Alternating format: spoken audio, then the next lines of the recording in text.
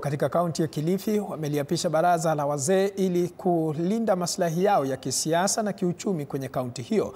Wakizungumza wakati wa kuapishwa kwa mwenyekiti wa jamii za Waluo katika kaunti ya Kilifi, wamesema kwamba jamii ya Waluo imekuwa ikikosa sauti ya pamoja na huku ikitumika tu wakati wa uchaguzi na baada ya hapo hutengwa.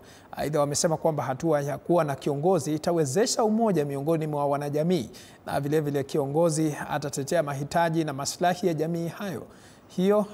Aidha, wameomba Wakenya kudumisha amani na umoja bila ya kubaguana kwa njia yoyote.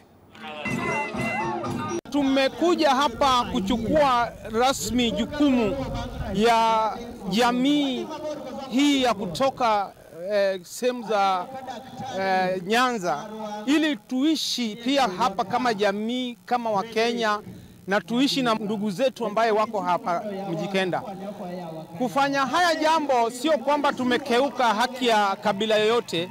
Kila kabila ako na msimamo na ako na njia ya kukaa mahali. Leadership is a symbol of unity.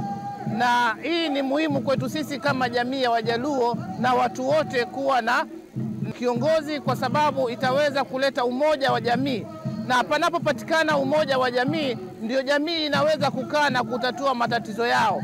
Ndio jamii inakuwa na nidhamu. Interest yetu, political interest yetu hapa lazima iangaliwe. Lazima sisi kama jamii pia tujihisi ya kwamba tu wakazi wa Kilifi tunaheshimika, tunatambulikana kama jinsi wanapotutambua wakati tunapiga kura.